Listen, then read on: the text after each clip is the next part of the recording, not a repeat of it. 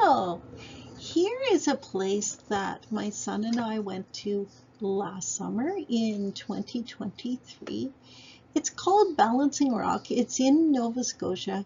It's quite a little trek. So to give you an idea, there is a little what I would call an isthmus out here, or a peninsula type thing. And Balancing Rock is approximately, the mark doesn't like when I make a dot. So approximately there is where Balancing Rock is. Now, if one were to travel to Nova Scotia by car, one travels into about here. That's the main Halifax location. And then there's quite a few hours to drive out this way. And it includes a ferry ride, which was kind of fun and unique to experience as well. So quite a hike to get out there. It is another sort of off the beaten path location. Not many people would go to it, but I thought it was really fun. So I thought I'd give you a little bit of information about Balancing Rock. Here's a picture while being on the ferry. You stay in your car and just look out the windows, and you can take some pictures, of course. And then right beside, here is the start of the trail, towards the beginning of the trail. As you can see, that boardwalk is kind of twisty, isn't it? Right? It's definitely not a level trail. This is not a super well-maintained trail at all. So you get to really kind of hike and watch out for what you're doing here. But I thought that was kind of part of the fun.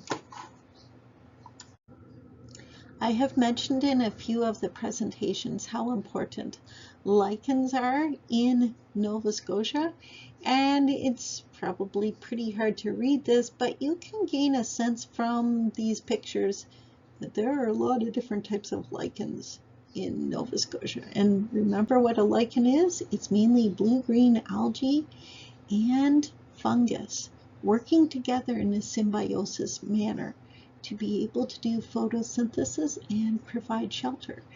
This provides a really great support system for animals for shelter and food. So really important.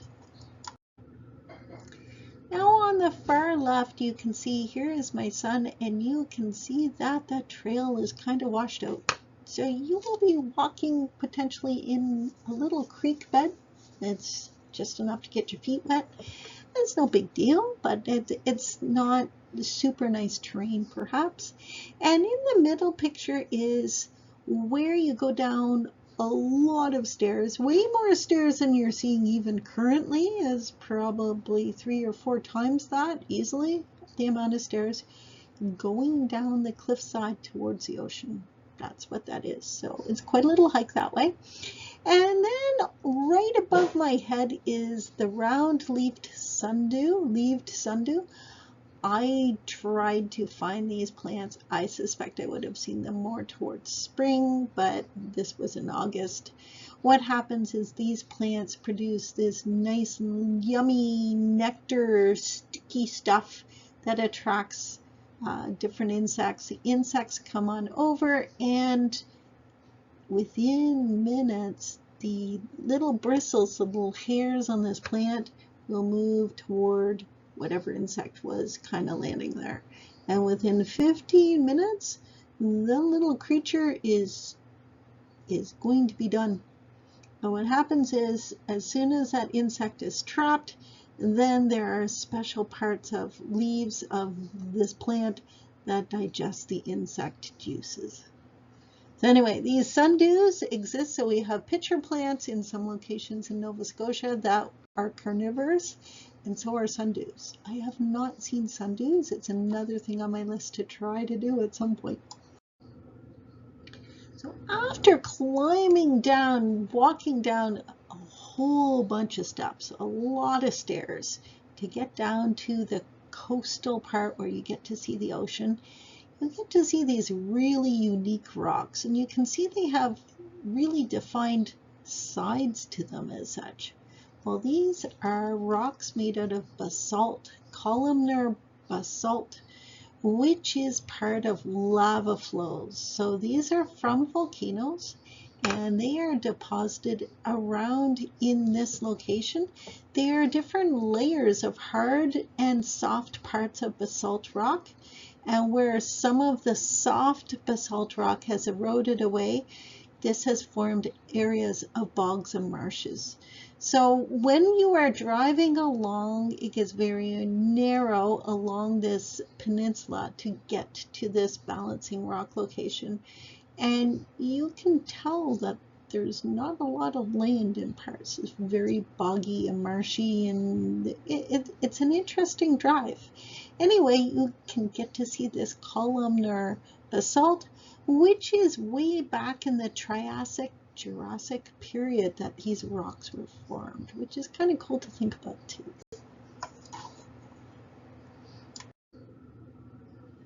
So this may be a bit difficult to read as well, but it gives you sort of a visual of this whole long peninsula, or sometimes you might call it an isthmus, that the land is very thin, full of bogs and basalt rock. And this has been formed due to lava flows a really long time ago.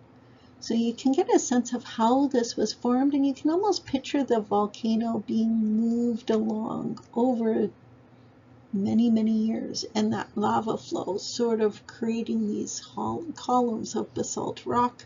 And then at times this has eroded away, and then you have depressions in the land to form bogs. So I think that's kind of cool to think about.